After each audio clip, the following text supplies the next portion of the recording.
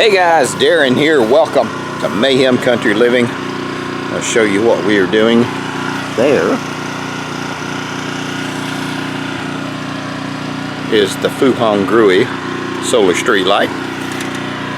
And as it is almost the first of the month, either like the last day or two of the month or the first day after the month, give me 4 or 5 days, just depending on my schedule, we go through and we check and test a lot of our systems. I'm having to talk a little bit louder because we have one of our backup generators running.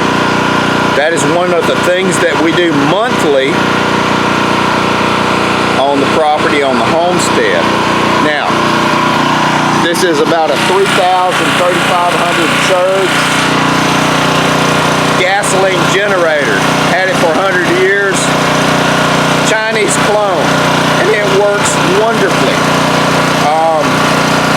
I change the oil on it about every 2 or 3 years because we don't use it that often. Now, we're going to get inside, we're going to cut the fuel off, and then we're going to let it starve and die. That way we don't build up a lot of contaminants in the carburetor. Here we go.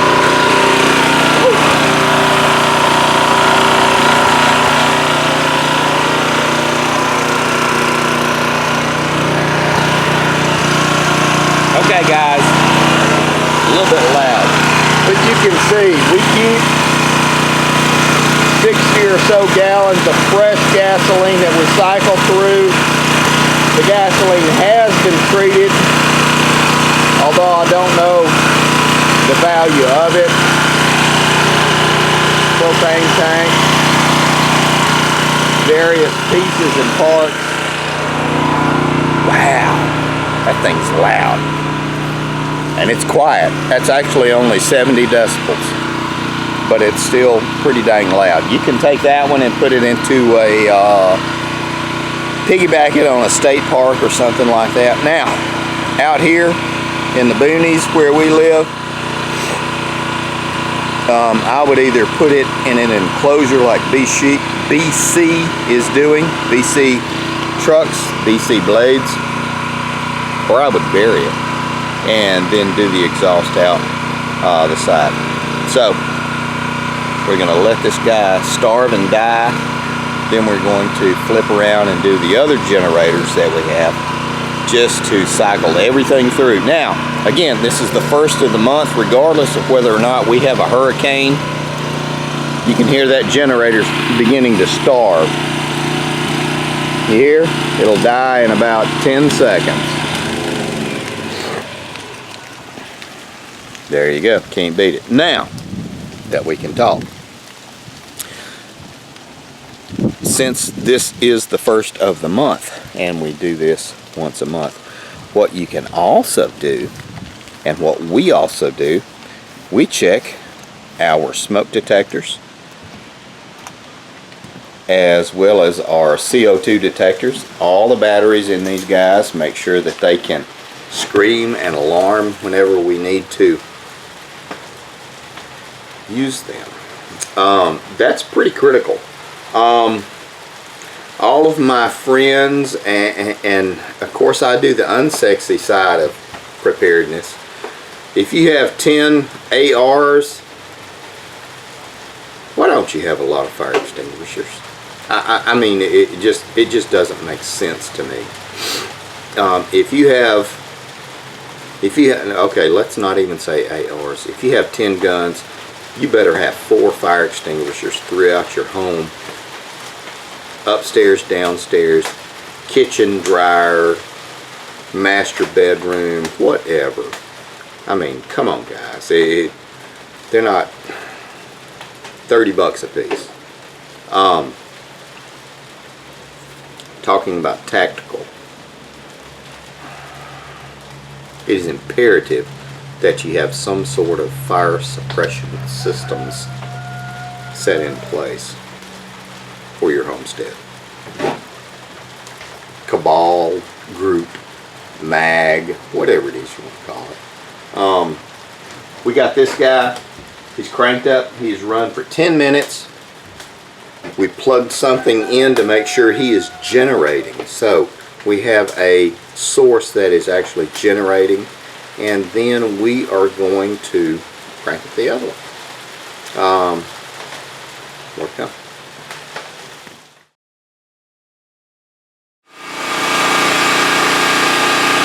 We got this one going. We're going to let it run for 10 minutes. Plug a lamp into it, make sure it's cycling and generating electricity, and then we're going to cut it off. We're going to let the fuel drain out of the carburetor, and we'll let it cool off, and then we're going to store it again. We do this every month.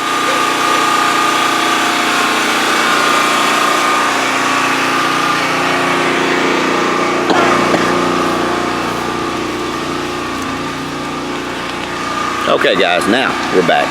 Now the kick in the butt is there is a lot of CO2 that is being generated in that storage building, even with the doors open, both doors, and both windows open. So that is why we are hanging out here, and we're just going to let it run. As my old boss used to say, we're going to let it rip, tater chip, and see how everything goes. Now, we are getting rained on because of Ira. Away she goes. In addition to generators,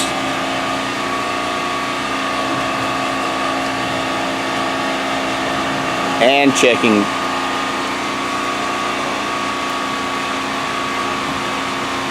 all of your fire suppression, which you know, most of it's going to be you know, ABC fire extinguishers.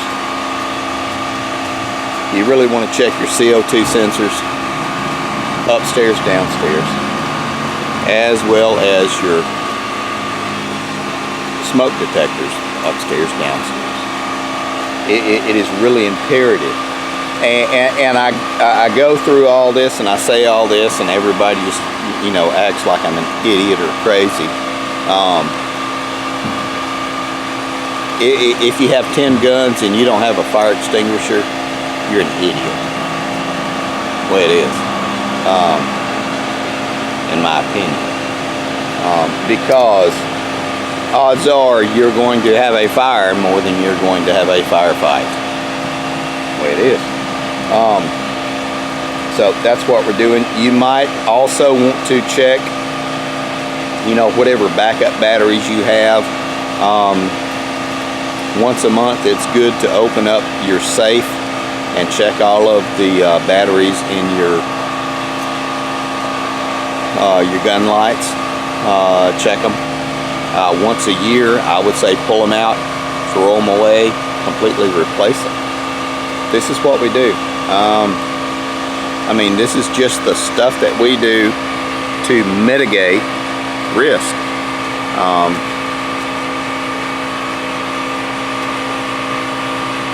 I would say it is more important for you to check the air in your tires on your wife's car than it is for you to check the batteries in your guns, because I guarantee your wife is going to have a flat more often than you're going to use your AR system to suppress a zombie outbreak. More to come.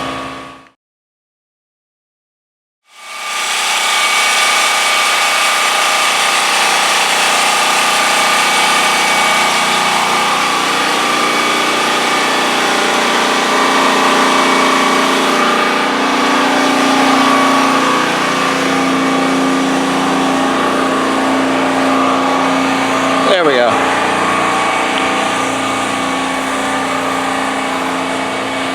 This system is about to go down, which is kind of what we want. We run 10 minutes, offload, and then underload, and then we let it die down, cool off, and if we never touch it, first of the year, I changed the oil and the filters and the plug and all of it, completely clean and lubricate all the moving parts as much as I can. You can hear it start to surge. There we go, 10 seconds.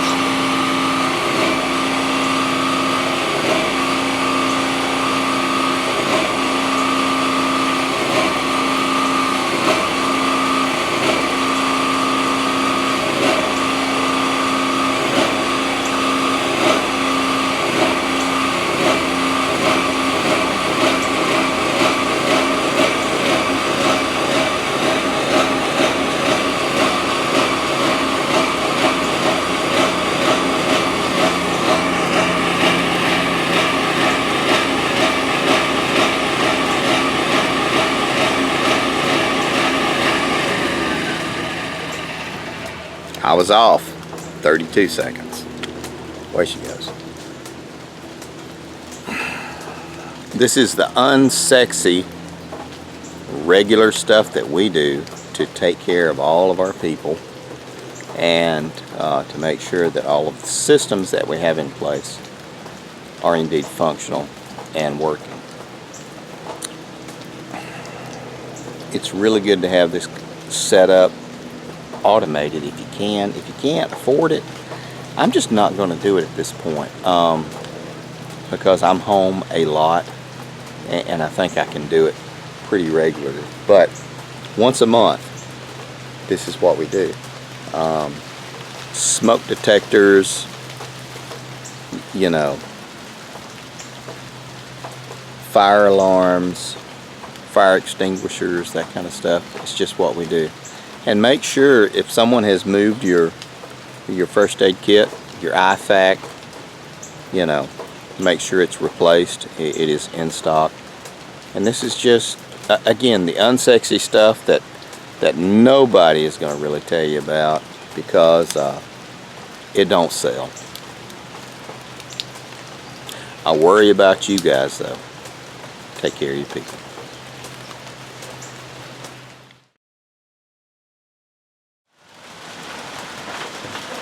Okay guys, now we're back. One funny thing, and I'll share it with you guys, and like I said, won't more than 100 people see it, but I've had all these prepping companies and all of them message me and email me and call me, and they say, well, we'd love you to do this and do this and set everything up. And I say, that's fantastic. I said, what do you have to offer to the people that watch my channel? And, well, we got this and this, and I say, your stuff is shit. It's really not that good. It's actually subpar. That's why I haven't approached you about it. Guys, don't buy the tub of bag-o-crap foods that is guaranteed to last 150 years.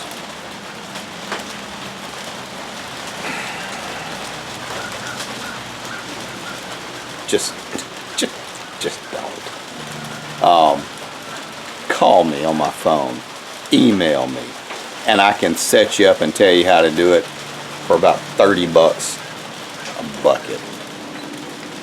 More to come.